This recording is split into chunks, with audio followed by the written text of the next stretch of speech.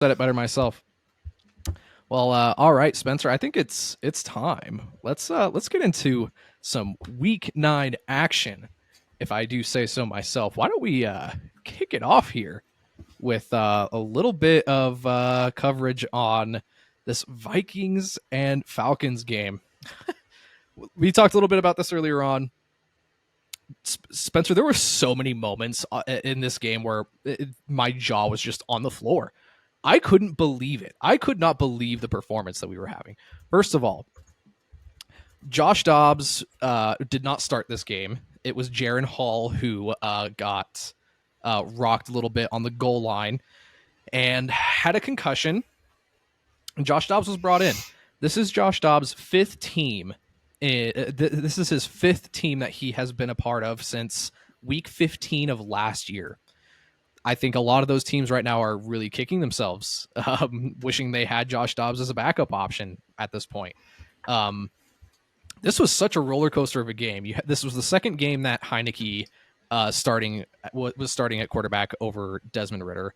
And I got to say, even the Falcons, they just looked like zippier. They looked like they had that things were just processing a little faster. They were able to push the ball down the field a little bit more. And Josh Dobbs, as soon as he comes in, I think it was his first drive as a Minnesota Viking, gets sacked for a safety at the beginning of the second quarter. And then I as soon as I saw that, and then I saw that Heineke was giving the Falcons a little bit more zip, with like just playing with a higher velocity and a greater intensity, it was I was like, oh, it's game over. Our take on Josh Dobbs is going to age like milk. That was my first initial reaction to this. After that, Josh Dobbs kind of goes drives the ball down the field a little bit. He avoids a sack, but then he fumbles it, or it was like a pick. I mean, it was okay because the thing, Ryan, is like, I feel like if Josh Dobbs doesn't do what he does on that game-winning drive, we might be talking about Taylor Heineke right now in the same like praising tone. Very well could be. I would say, without really even thinking about it, Taylor Heineke played a cleaner game in this than Josh Dobbs did. The only difference was Josh Dobbs got it done at the end when it really counted. But Taylor Heineke had that one interception they threw to Byron Murphy. And besides that, I didn't see a single bad decision really on the film from him too much in terms of anything that could have got the ball taken away or anything like that. I mean, Taylor Heineke played fantastic. 100%. At the end of the day, I mean, Josh Dobbs was just special in this game. I don't know if I'm willing to change my take just off of one game, and he's been playing well the whole season, so we should factor that in as well.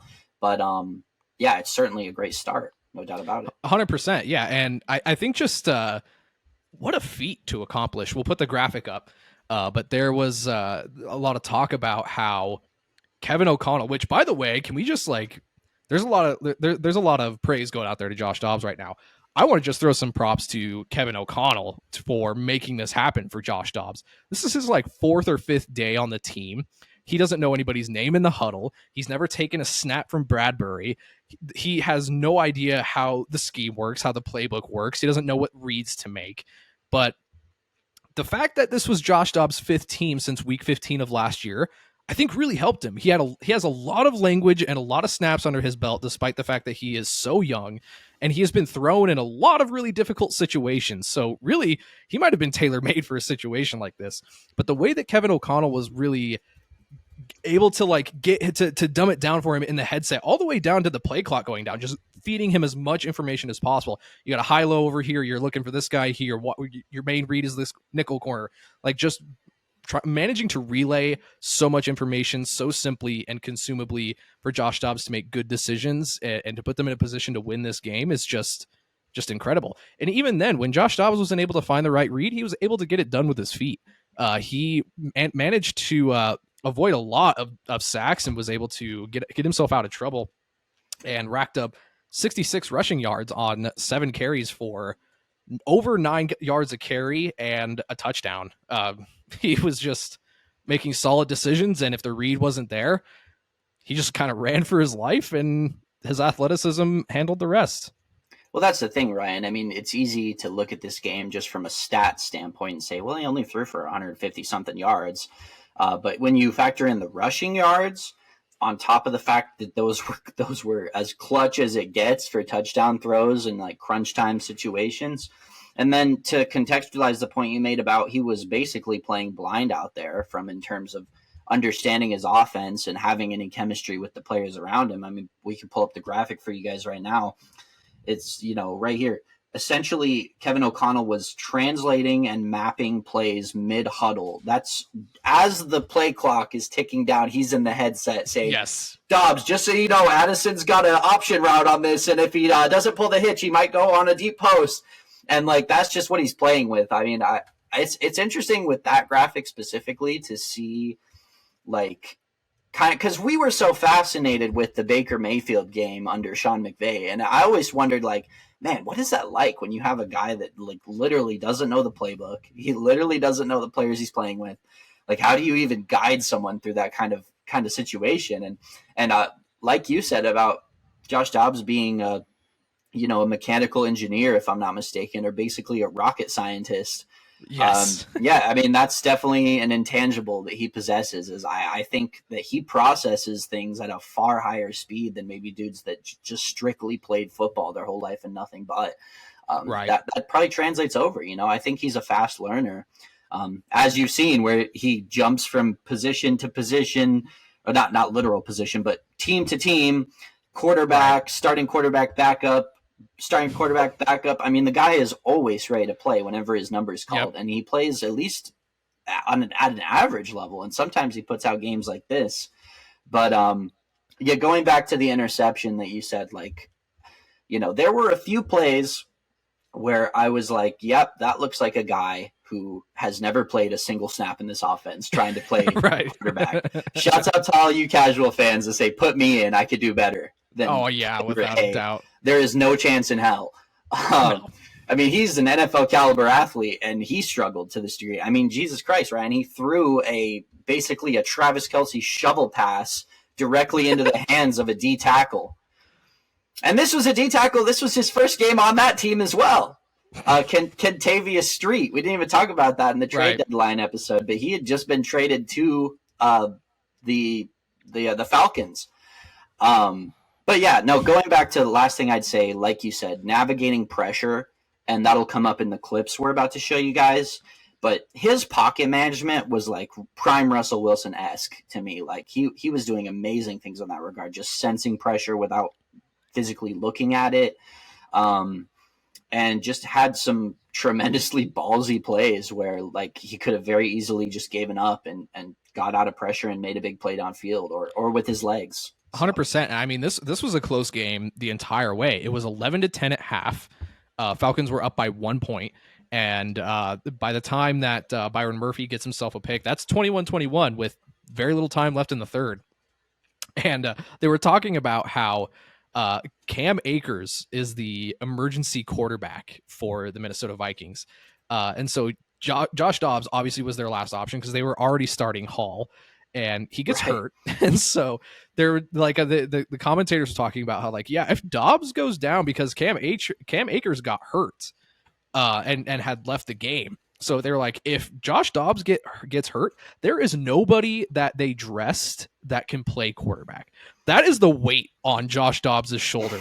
There is nobody else right now, homie. You better, like, if you can go in and just like get us to the end of the game with a quarterback, that would have been a win for the Vikings, I think. But this kid manages to go out there like the baller that we know he is, that we have been talking about him like he is, and he gets it done. It was really, really impressive. You know, the crazy thing, Ryan, too, is Cam Akers actually tore his Achilles in this game on top of that. That's right. That's right. I mean, that's another little news bit we didn't include, but I mean, that's a huge factor on top. I didn't even know he was their third string quarterback, technically.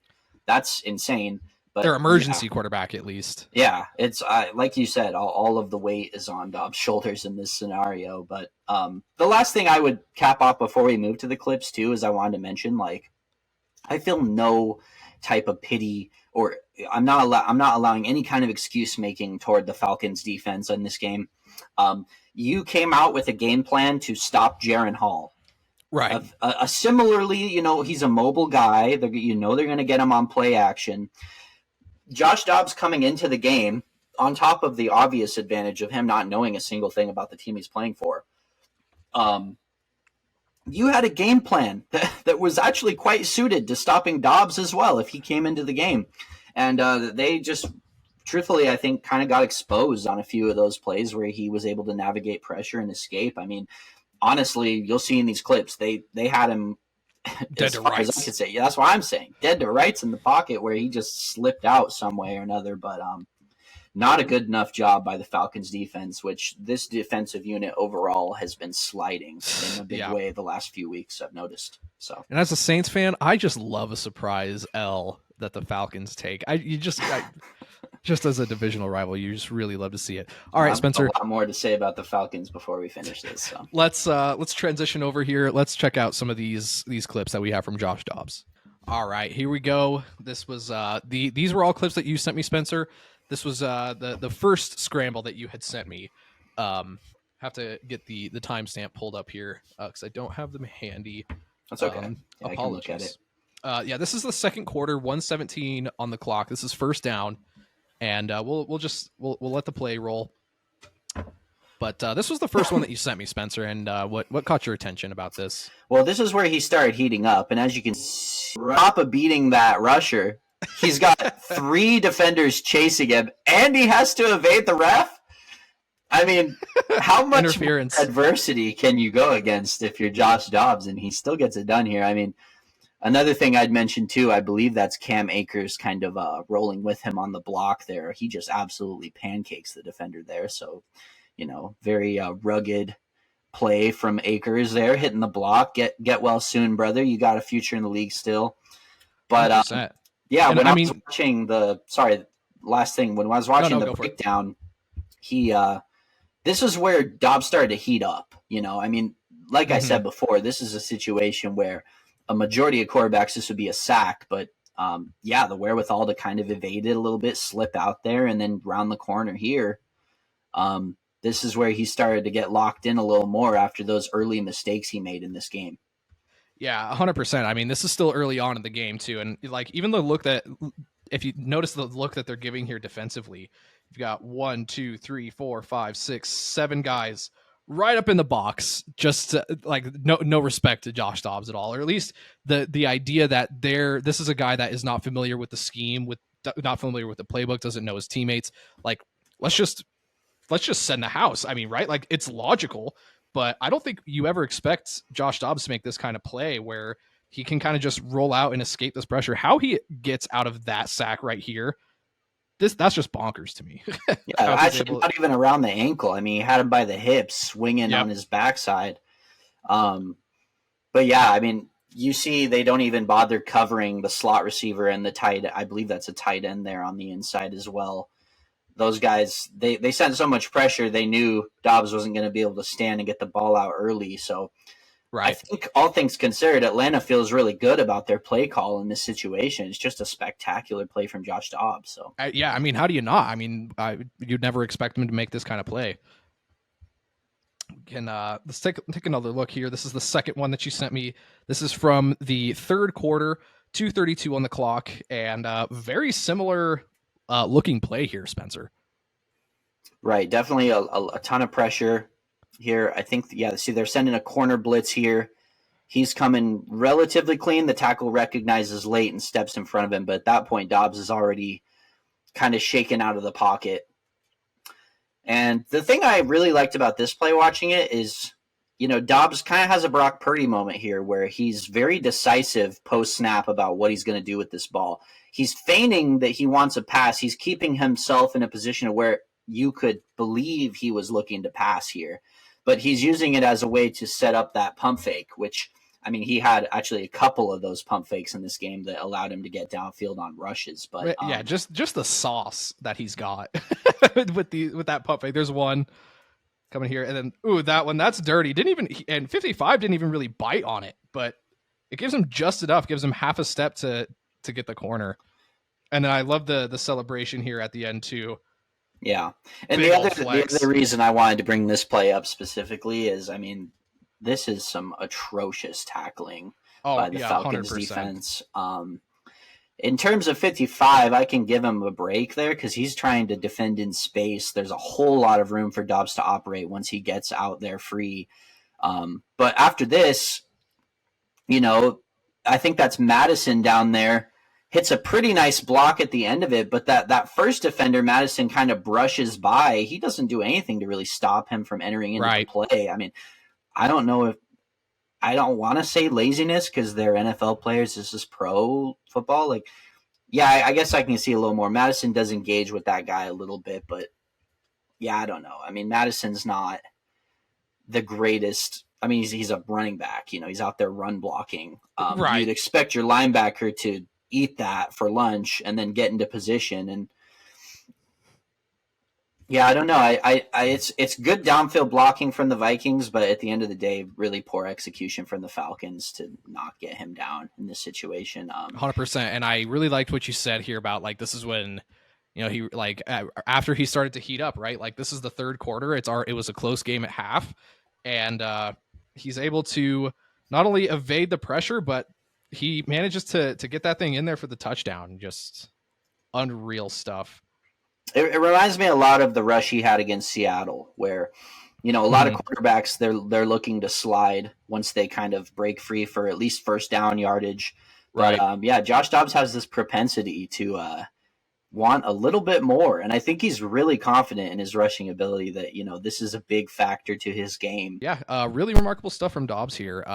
Really great job of avoiding the pressure, and not only avoiding the pressure but scrambling to get points in a really close competitive game. You really love to see it. Exactly, and I think Dobbs, what we were talking about before about him becoming a quarterback you can win because of a little bit more. I think that the rushing element to his game has got to be the first thing you bring up. If he can do this on a consistent basis, more so, and this is an element to his game that is a weekly threat, I think that can really take him into another echelon of player, frankly. You said he's young. I mean, he's 28, so he's still on the younger end, I suppose. But the other thing to remember, too, is sort of a Geno Smith thing going on here with Dobbs, where when you're a career backup or hardly playing, you're a young 28. Certainly.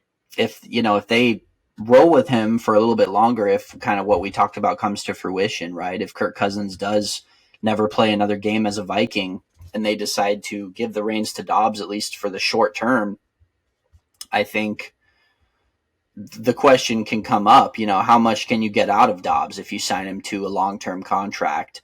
If he can keep doing this, those fresh legs, you can get a lot of good years out of Dobbs, I think, especially as we talked about when he learns a little bit more of the playbook, he develops that chemistry with the players on the Vikings. When they get Justin Jefferson back, hopefully when and if, there's a lot of good things to look forward to here. Yeah, 100%.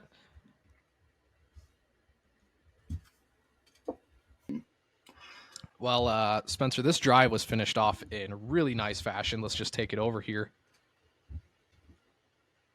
We have got let's go here. We have got the Josh Dobbs game-winning go-ahead touchdown with 27 seconds left on the clock to slot receiver Brandon Powell. No KJ Osborne for this game. And Cam Akers is also out. And no Justin Jefferson. It is basically Hawkinson and everybody else. And Jordan Addison, of course. Yeah, I've had my eye on Brandon Powell a lot this year. I mean, he's flashed and come through in some really good moments. I mean, I love his versatility as a player. He can run out of the backfield for them. He can take the jet sweeps. And right here, he shows he is more than competent as a slot receiver option. I was really, really impressed with this catch to go up and get that thing. I mean, he's opening himself up to an absolute shot from a safety over the top here. I don't know if he knows there's anyone behind him or not, but yeah, great play from Powell and showing a little bit of emotion at the end of it. That gave me chills, honestly, watching that the first time. Oh, 100%. Yeah, my jaw was just on the floor. I couldn't believe that had been capped off like this. And one thing I want to just point out here is just how sound Josh Dobbs's fundamentals are. Just taking it out of the shotgun here. He gets lost it there. He's got one hitch, and like clearly he's got his eye. Let me just illustrate this. He's got his eye toward this side of the field here, and you can see where his feet are set is facing this way. This is not the formula for a good throw, but as we'll kind of take it through slowly here, he gets another hitch, and then on that last hitch, this back foot kind of just rotates this way, and it plants right there. And then bam, look, just completely in line with where he's going and where the football is going to be thrown. Just really, really sound fundamentals. Great footwork. He had incredible, just demonstrates incredible poise in the pocket with the game on the line, and perhaps one of the biggest games of his career so far. Just whether it's a product of circumstance, I don't think matters at this point. The fact that he was able to come in and win this game in this fashion is nothing short of just astounding. And it's a really veteran play too, like you said, Ryan. I think it's hard to tell and to read the left side of the field. It almost indicates to me that he's looking off, the center linebacker here a little bit and making the slot corner think that he's not going to that side of the field, because he's kind of staring down Hawkinson there on the right side early on. Right. Yeah. And then right as, like you said, right as he plants that back foot, he turns and he fires almost instantly to Powell. Yeah, 100%. I think you're completely right. Because I mean, if you look here, like this middle linebacker has to play where Josh Dobbs is looking, which is like this side of the field, which is where he was hitting a lot of his big plays. Even on this drive, I think his number one read was Hawkinson. And if you notice here, that's an option that was pretty much taken away at this point. And so even this slot corner, we can see as the play sort of develops here, since Josh Dobbs is just looking over this way, then he kind of lets off a little bit, and then on this like little turn and hook this way. Yeah, Powell's on a zig route, and that's what makes me think he's looking him off, because he's checking Hawkinson, but as he takes the snap, you see he checks to his left just slightly to see where Powell's positioned, and he sees that slot corner or linebacker, I'm not sure which.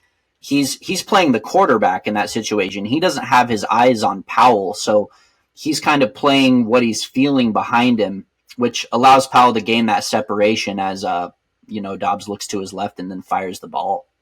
100%. And this is the frame here where Josh Dobbs actually throws this ball, and just beautiful anticipation out of the break, out of the zig route. Right, I think right here is like right there is where Josh Dobbs kind of turns and hitches that back foot for the last time to get his body aligned over here. And this is just as soon as Powell is cutting out of this break. It's just beautiful anticipation. It's heads up quarterbacking, looking off the slot corner, holding this linebacker in the middle of the field, throwing with great accuracy and anticipation right over here to Powell. It's just great stuff. Yeah, right there, boom. Basically, as soon as he's out of the break, he's got that ball out. That's a great play from a guy that doesn't even know what he's doing out there, playing blind. 100%. Yeah, just a beautiful, beautiful ball here at the end of the game to seal the dub in Atlanta on the road. First game in Minnesota as a Viking. Welcome, Josh Dobbs, and looking forward to see what he can do moving forward. All right, so that was